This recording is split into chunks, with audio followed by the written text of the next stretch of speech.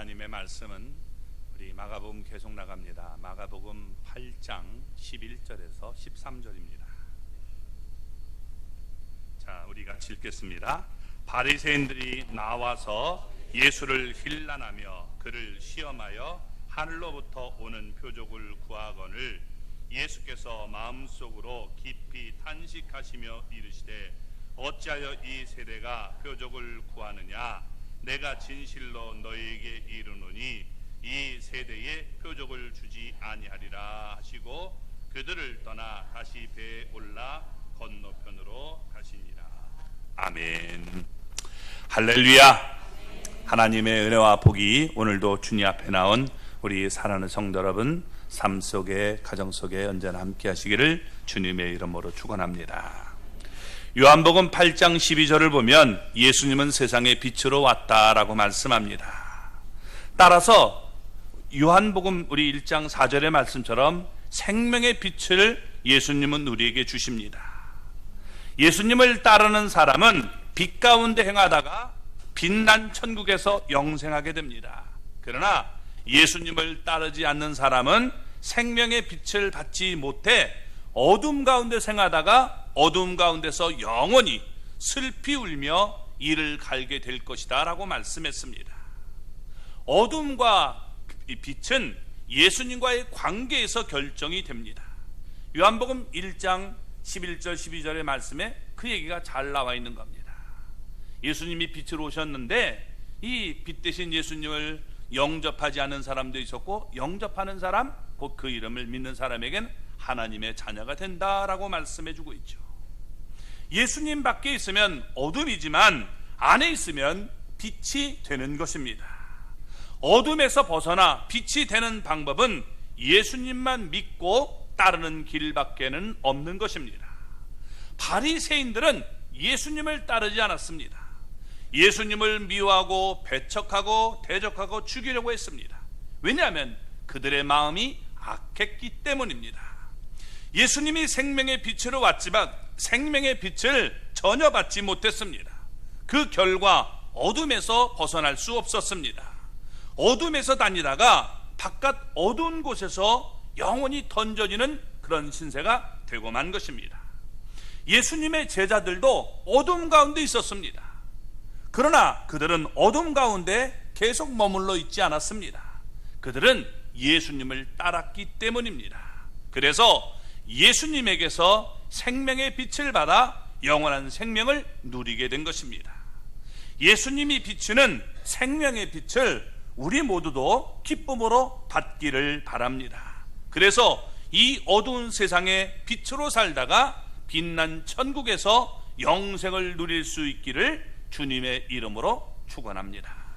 자, 먼저 우리가 어둠은 어둠과 어울리는 모습을 볼 수 있습니다. 11절 말씀을 우리 보겠습니다. 바리새인들이 나와서 예수를 힐난하며 그를 시험하여 하늘로부터 오는 표적을 구하거늘. 예수님은 제자들을 데리고 이방 땅으로 갔습니다. 제자들과 함께 유대인이 사는 지방으로 다시 돌아왔습니다.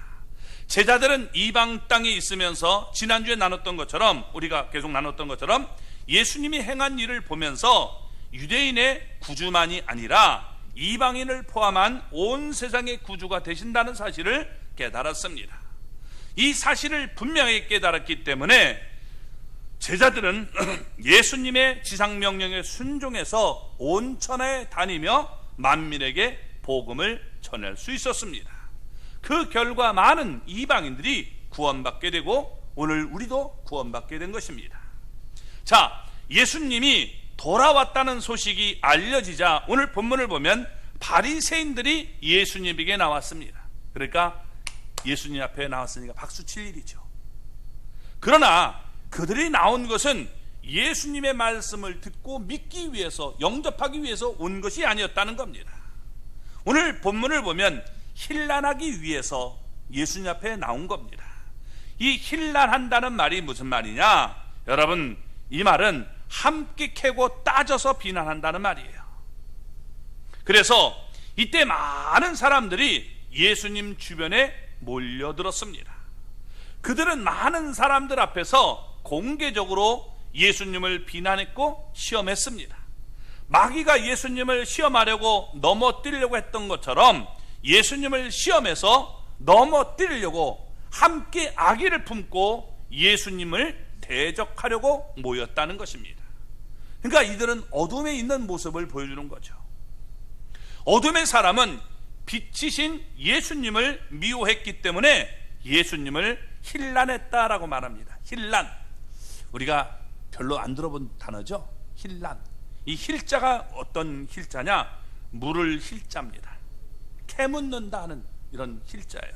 그래서 한문으로 보면 이게 말씀 언에 그 다음에 우리가 사자, 기사할 때 사자, 그 다음에 입구자, 이게 힐자예요. 힐. 그 다음에 난자가 어려울 난. 그러니까 이게 괜히 트집을 잡아서 어렵게 일을 만드는 것을 힐난한다라고 얘기하고 있는 겁니다. 이때 바리새인만 그런 게 아니라 여러분 사두개인들도 왔다라고 마태복음 16장 1절 앞부분을 보면 얘기합니다. 병행구절에 보면 사두개인들도 왔다는 거예요. 사두개인들도.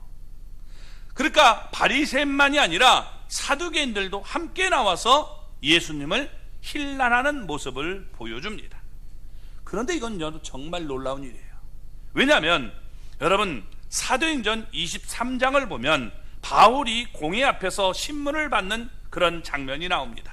이때 바울이 나는 부활을 믿습니다 라고 말을 합니다. 그러니까 두 패로 쫙 갈라집니다.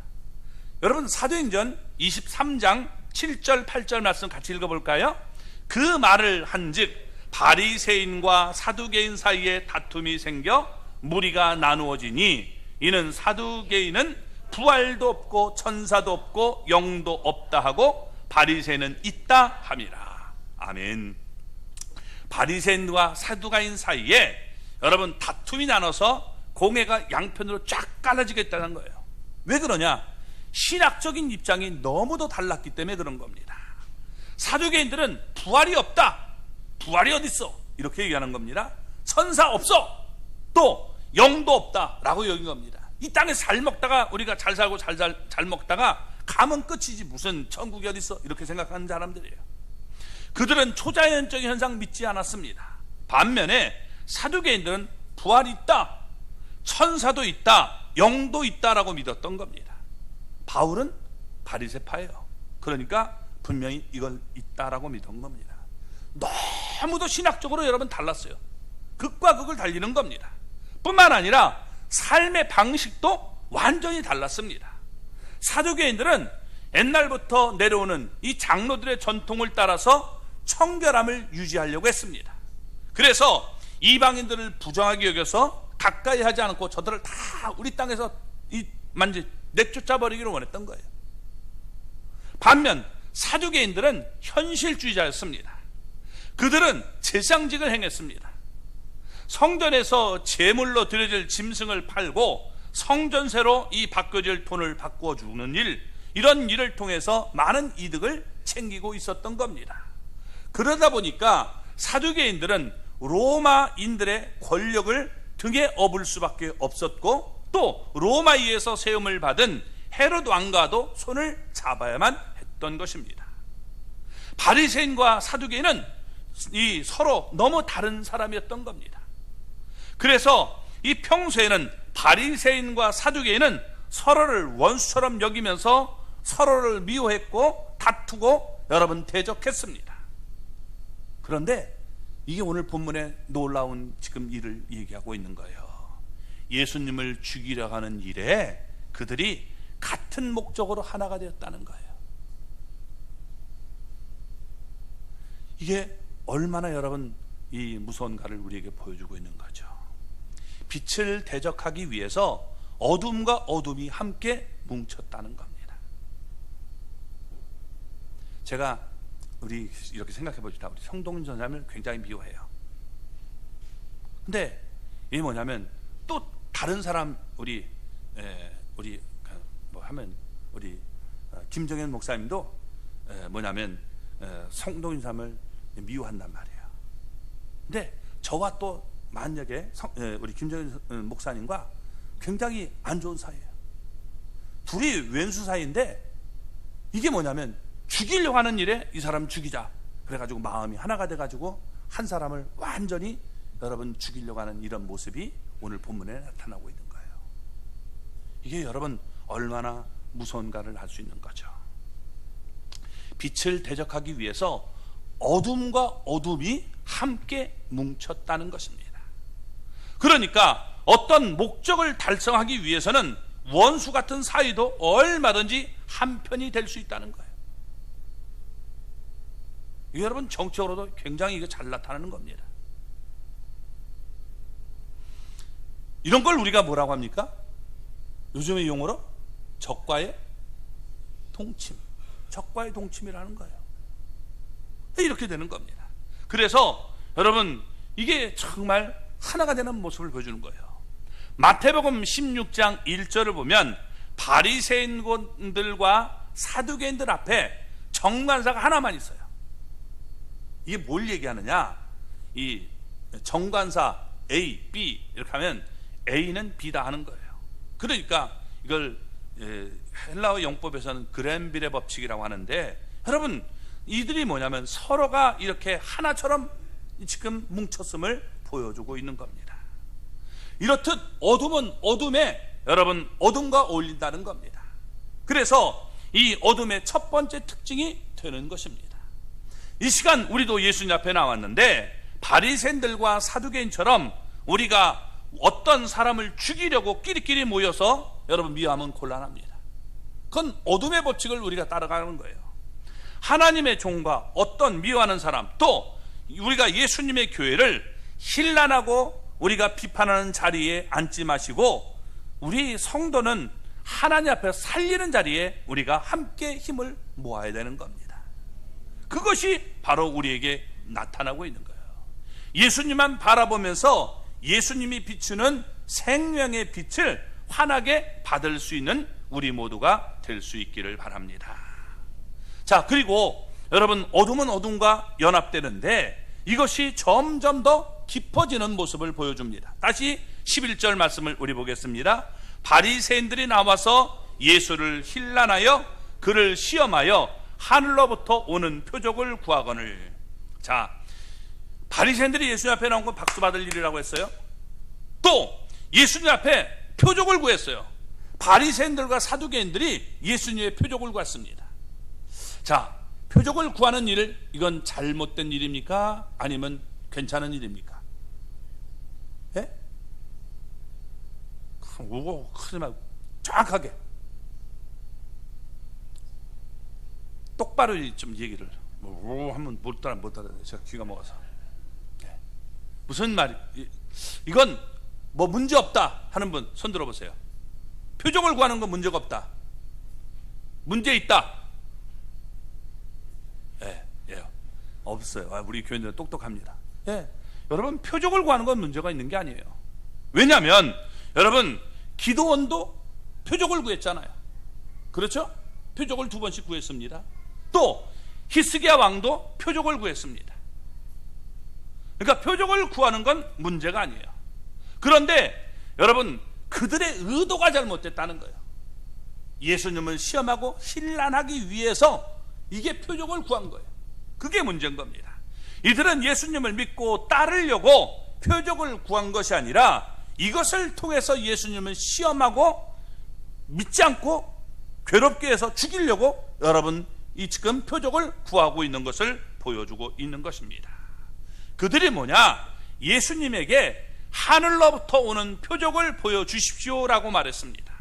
그러니까 당신이 메시아라면 하늘로부터는 이 증거를 분명히 보여주십시오라고 얘기한 겁니다. 그러면서 예수님에게 생트집을 잡고 있는 것입니다. 왜냐하면 예수님은 이미 그들 앞에서 수많은 표적을 보여줬어요. 그 표적이 뭐냐? 각종 병든 사람을 고쳐줬습니다. 더러운 귀신들을 내쫓았습니다. 또 여러분 떡과 물고기로 큰 무리를 배불리 먹여줬습니다. 죽은 자들도 살려줬습니다. 이게 여러분 얼마나 큰 표적입니까? 그런데 이런 표적을 믿지 않고 또 보여주세요. 또 보여주세요. 이렇게 얘기한 겁니다. 자, 요한복음 여러분 3장을 보면 니고데모가 예수님 앞에 나와서 이렇게 얘기를 합니다. 우리 요한복음 3장 1절 2절 말씀 같이 읽어볼까요? 그런데 바리새인 중에 니고데모라는 사람이 있으니 유대인의 지도자라. 그가 밤에 예수께 와서 이르되 랍비여, 우리가 당신은 하나님께로부터 오신 선생인 줄 아나이다. 하나님이 함께 하시지 아니하시면 당신이 행하시는 이 표적을 아무도 할 수 없음이니이다. 아멘. 자, 여기 보시면 니고데모는 바리새인이라고 했죠. 그리고 바리새인의 지도자였다는 겁니다. 지도자예요. 그런데 니고데모가 예수님이 행한 표적을 하늘로부터 오는 표적이다라고 이미 인정했습니다. 따라서 예수님에게 더 이상 표적을 구할 필요가 있을까요, 없을까요? 없습니다. 그런데 오늘 본문의 바리새인들과 사두개인들은 예수님에게 하늘로부터 오는 표적을 또 보여달라라고 구했던 것입니다. 그들은 예수님이 지금까지 행한 수많은 표적들이 하늘로부터 오는 표적임을 알았습니다. 그런데 그들은 그렇게 알고 있으면서도 믿으려고 생각하지 않아서 이 땅에서 일어나는 그런 표적일 뿐이다 라고 말을 했던 겁니다. 얼마나 억지를 부렸는지 예수님이 행한 일을 보면서 귀신의 왕 바알세불을 힘입어서 귀신을 쫓아낸다라고 주장까지 했던 것입니다. 예수님이 사탄의 힘을 빌려서 표적들을 행한다라고 여러분 이게 보고 있으니 예수님 입장에서 보면 얼마나 기가 찬 일입니까? 내가 너희들을 구원하기 위해서 이런 표적을 보여줘도 너희들은 도무지 믿으려고 하지 않는구나 라고 얘기하는 겁니다. 따라서 이때 예수님이 어떤 반응을 보이십니까? 자, 12절 말씀 우리 보겠습니다. 예수께서 마음속으로 깊이 탄식하시며 이르시되 어찌하여 이 세대가 표적을 구하느냐? 내가 진실로 너희에게 이르노니 이 세대의 표적을 주지 아니하리라 하시고, 그들의 마음이 너무나 완악했기 때문에 예수님은 너무 마음이 아파서 깊이 탄식하시면서 그들에게 물었다는 거예요. 어찌하여 이 세대가 표적을 구하느냐? 예수님이 어찌하여 너희가 표적을 구하느냐라고 묻지 않았습니다. 이 세대가 표적을 구하느냐라고 물었습니다. 바리새인들과 사두개인들은 그 세대를 대표하는 사람들이었습니다. 요한복음 1장 5절의 말씀처럼 빛이 어둠에 빛이 돼 어둠이 깨닫지 못했던 것입니다. 요한복음 1장 12절의 말씀처럼 빛 대신 예수님이 자기 땅에 오셨지만 자기 백성들이 예수님을 영접하지 않았다라고 말씀하고 있는 겁니다. 예수님의 고향 나사렛 사람들도 예수님을 배척했습니다. 그 시대 정신이 여러분 어떻게 해요? 예수님을 배척하는 거예요. 믿지 않겠다. 얼마나 여러분 안타까운 모습입니까?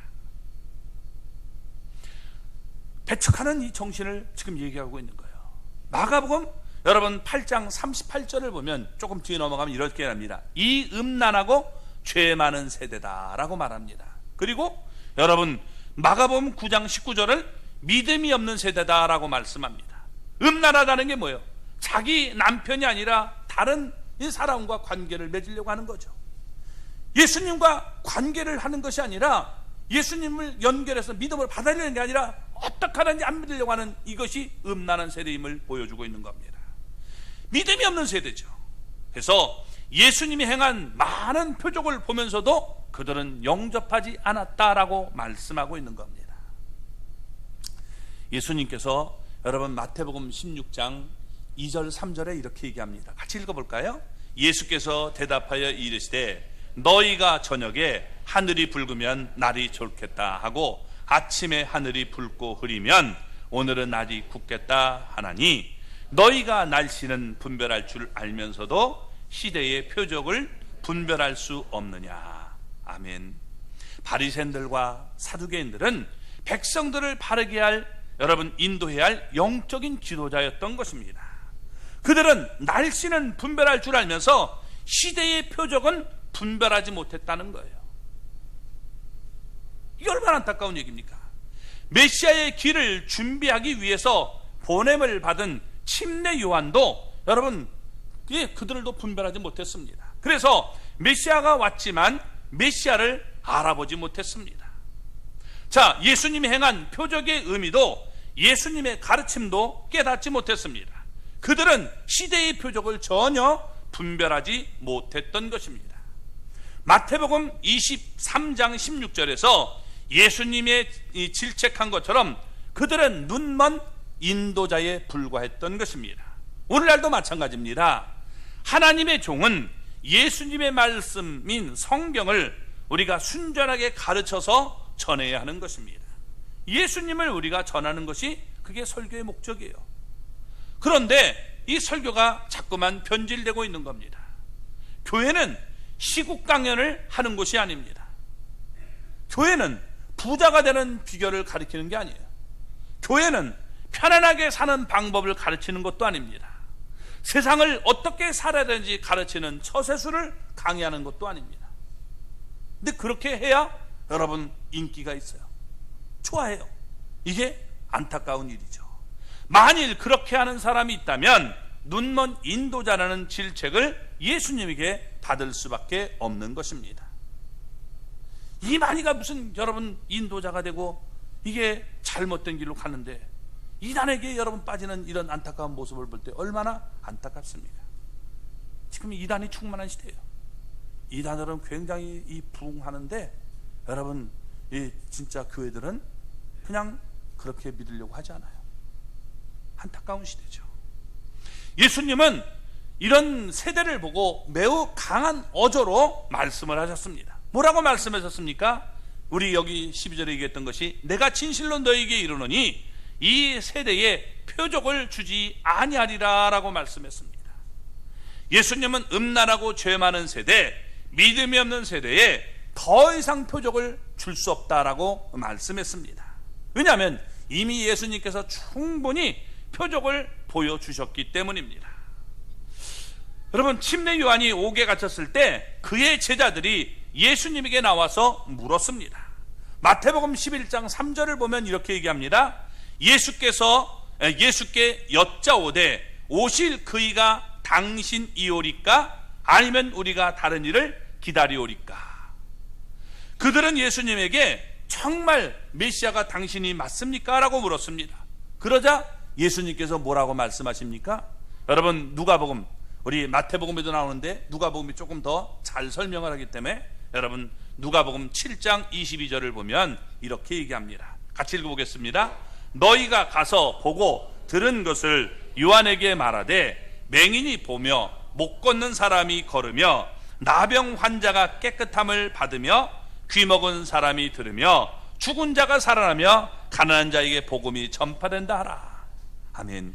자, 이런 것들이 메시아의 이 표적이고 증거임을 보여주는 것이었습니다. 그러니까 너희가 이렇게 되는 것을 보고 들은 대로 전하라 라고 얘기했어요.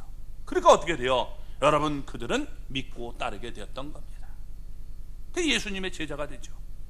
자, 이런 표적을 보면서도 그 세대의 사람들은 예수님을 영접하지 않았다는 거예요. 그러면서 예수님이 또 다른 표적을 보여준다고 해도 정말 믿겠느냐라고 말씀하고 있는 겁니다. 아무리 여러분 표적을 보여줘도 마음이 닫아버리면 그 방법이 없는 거예요. 내가 저 사람을 찍었어요. 저 사람은 나쁜 놈, 저 사람은 이 목사가 아니라 도둑놈이다, 이렇게 찍어놓으면 어떻게 돼요? 그 다음에는 들리지 않는 거예요. 신천지가 이 방법을 써요. 지금의 여러분 이 목사들은 다 이게 뭐냐면 사꾼이고 이 말을 들으면 지옥 간다는 거예요. 그러니까 여러분 그들에게 전도하려면 제가 놀라는 게 뭐냐면 이 집 얘기하셔서 했더니 이 얘기를 하려면 귀를 탁 들어맞고 이래요. 이 성경 말씀으로 하자고 해서 이렇게 하니까 그 말 들으면 지옥 간다고 했기 때문에 이걸 귀로 맞고서 이래요. 막. 이게 여러분 얼마나 안타까운 얘기입니까? 그들이 한번 대화하자고 했으면 대화해야 될 거 아니에요. 그럼 제가 듣고 얘기하면 해야 되는데 그렇게 안 해요. 왜? 지옥 가는 놈의 말을 들으면 나도 지옥 간다 생각하기 때문에 절대로 안 받아들이는 겁니다. 이런 사람에게 어떻게 여러분 얘기를 해야 되겠습니까? 그렇죠? 자, 이런 표적을 분명히 예수님은 보여줬지만 그들은 믿으려고 하지 않았다는 겁니다. 자, 그래서 그 세대 사람들은 예수님을 영접하지 않았지만 예수님이 아무리 다른 표적을 보여줘도 소용이 없는 거예요. 그럼 어떻게 되겠습니까? 예수님은 이것에 대해서 분명히 우리에게 말씀해 줬습니다. 그게 어디서 나오느냐? 여러분 누가복음 16장을 보면 부자와 거지 나사로의 이야기에서 분명히 나타나게 됩니다. 거지, 여러분 나사로는 죽어서 천사들에게 받들려서 이렇게 아브람 품으로 들어가 안겼습니다. 그러나 부자는 죽어서 음부에서 고통을 당하게 됩니다. 그때 부자가 애원합니다. 뭐라고 애원합니까? 나사로를 내 형제들에게 보내어 그들로 이 고통받는 것에 오지 않게 하소서라고 말합니다. 여러분 김기동 목사의 이론은 이런 얘기예요. 예수 안 믿고 죽은 사람은 귀신이 돼가지고 그 가족들을 괴롭힌다는 거예요. 그 말이 거짓말이에요. 왜냐? 여러분 성경을 보면 뭐라고 하냐? 나사로를 지금 음부에 가 있는 부자가 뭐라고 했냐면 나사로를 내 형제에게 보내서 그들로 이 고통받는 곳에 오지 않게 하소서라고 얘기합니다. 그들도 자기 형제를 사랑하기 때문에 절대로 이곳에는 와서는 안 된다라고 얘기를 하고 있단 말이에요. 와서 괴롭히는 존재가 아니죠. 그러니까 여러분 예수님의 결론은 뭐라고 얘기합니까? 이렇게 얘기합니다. 누가복음 16장 31절 말씀 같이 읽어볼까요? 모세와 선자들에게 듣지 아니하면 비록 죽은 자 가운데서 살아나는 자가 있을지라도 권함을 받지 아니하리라. 아멘. 모세는 여러분 모세오경을 우리에게 허락했죠. 선자들은 선자를 통해서 우리에게 여러분 들려줬습니다. 그러니까 이렇게 말씀을 통해서 그걸 받아들이려고 하지 않으면 말씀이 올 때 말씀을 받아들이지 않으면 어떤다는 거예요? 살아나서 아무리 그 사람이 나타나도 받아들일 수 없다, 구원받을 수 없다라고 말하고 있는 겁니다. 예수님은 이미 충분한 표적을 행했습니다. 그 표적을 보고도 예수님을 믿지 않으면 예수님이 다른 표적을 준다고 할지라도 예수님을 믿지 않게 될 것이다 라고 분명히 말씀한 것입니다. 그래서 예수님은 그 세대에 더 이상 표적을 주지 않겠다라고 말씀하셨는데 여러분 하나의 표적을 더 허락해 주시는 모습이 나옵니다. 그게 뭐냐? 마태복음 16장 4절을 보면 예수님은 그 시대에 이 사람들에게 마지막 표적을 보여줄 것이 있다라고 얘기했습니다. 가장 이 예수님이 마지막으로 보여주는 표적이 뭐냐? 그게 바로 요나의 표적이라는 거예요. 요나의 표적. 요나의 표적. 요나가 사흘 동안 큰 물고기 뱃속에 있다가 나온 것처럼 예수님도 사흘 만에 여러분 이렇게 부활할 것을 말씀해 주고 있는 것입니다. 예수님이 요나의 부활, 곧 부활의 표적을 행했을 때 여러분 사람들이 어떻습니까? 믿었습니까? 아닙니다. 이스라엘 지도자들이 다 돌이키고 예수님을 믿은 것은 결코 아닙니다. 그래서 마태복음 28장 12절과 13절 말씀처럼 그들은 군인들에게 돈을 많이 주면서 예수님의 부활에 대해서 거짓말을 하도록 시켰습니다. 제자들이 훔쳐갔다, 이런 식으로 여러분 속이도록 말했음을 봅니다. 그러니까 여러분 이와 같이 어둠은 점점 더 깊어져 가게 된다는 거예요. 우리가 그렇잖아요. 거짓말을 하면 이 거짓말을 우리가 또 감추기 위해서 더 큰 거짓말을 해야 돼요. 점점 여러분 더 깊어져 가는 모습을 우리가 볼 수 있다는 겁니다. 이것이 바로 어둠이 보여주는 두 번째 특징이 되는 거예요. 그래서 어둠은 빛을 거부하기 때문에 어둠은 점점 더 깊어질 수밖에 없다는 거예요. 자꾸 그것에 대해서 묵상하면요 이게 점점 눈덩이처럼 커지는 거예요. 그냥 지나치면 별거 아니에요. 근데 이거 나한테 그랬어? 그랬어? 그리고 이걸 여러분 계속 품어보세요. 도끼가 이제 여러분이 나타나는 겁니다. 그래서 별것 아닌 건데도 내가 저 사람 꼭 때려 죽이고 싶은 마음이 생기는 거예요. 이게 어둠의 여러분 두 번째 특징이 되는 거예요. 어둠은 어둠을 부르고 어둠은 더 깊은 곳으로 여러분 우리를 끌고 가서 완전히 여러분 정말 우리가 이 마귀의 자녀처럼 행동하게 만드는 그런 모습을 보여주는 거예요. 그래서 여러분 이렇게 되면 결국엔 어떻게 되느냐, 세 번째 단계로 들어갑니다. 그게 뭐냐, 여러분 결국 예수님을 십자가에 못 박아서 그들은 어떻게 돼요? 버림받는 모습이 나타나는 겁니다. 그래서 여러분 13절 말씀을 우리 보겠습니다. 자, 같이 읽겠습니다. 그들을 떠나 다시 배에 올라 건너편으로 가시니라. 아멘. 그들을 누가 떠났어요? 예수님이 그들을 떠났다는 거예요. 그러니까 예수님은 여러분 그들을 떠났어요. 이 떠났다는 말이 뭐냐면 포기했다, 그리고 완전히 떼어놨다는 얘기입니다. 그러니까 이게 여러분 어둠의 이 세 번째 특징이 버림받게 되는 모습을 보여주고 있는 것입니다. 이것은 지극히 당연한 결과일 수밖에 없는 것입니다. 그들은 예수님께 나와서 예수님을 힐난하고 시험하고 하늘로부터 오는 표적을 구했습니다. 그들은 바리새인들과 사두개인들과 또 그들을 추종하던 자들이었습니다. 그런데 결국은 어떻게 돼요? 이제는 여러분 예수님이 그들을 떠날 수밖에 없는 상태를 보여주고 있다는 것입니다. 여기에 상징적인 의미가 있는 거예요. 그들은 어둠이었습니다. 그들은 빛 대신 예수님을 끝끝내 거부했습니다. 그래서 예수님은 더 이상 그들에게 빛을 비추지 않고 그들에게서 빛을 거둬들인 것입니다. 로마서 1장에 자주 나오는 표현을 우리가 빌리면 예수님은 그들을 어둠 가운데 내버려 두신 거예요. 마음대로 해, 너들 어둠 가운데 그냥 있어라, 이렇게 얘기하는 겁니다. 다시 말해서 예수님은 그들을 버리는 모습을 보여주고 있는 거예요. 그래서 이때부터 예수님은 그들을 신랄하게 정죄하며 엄하게 심판하시는 말씀만 행하는 모습을 보게 됩니다. 이 사실이 우리에게도 큰 경고가 되고 있는 것입니다. 예수님은 우리에게 생명의 빛을 주시기 원하지만 우리의 마음이 완악해서 예수님이 주시는 생명의 빛을 계속해서 거부하면 어떻겠습니까? 여러분, 이건 결국에는 예수님 앞에 버림받을 수밖에 없는 거예요. 우리 인생은 다 죄인이에요. 저도 죄인이고 여러분들도 죄인이에요. 그렇기 때문에 죄인들이 가져야 될 태도는 예수님의 마음, 용서하고 품고 사랑하는 마음을 가져야 되는 거예요. 이게 여러분 주님의 마음입니다.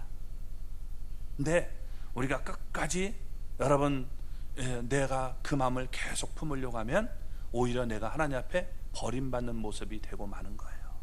그래서 인생이라는 게 그래요. 살다 보면 내가 저 사람 마음을 아프게 할 수 있고 저 사람이 내 마음 아프게 할 수 있어요.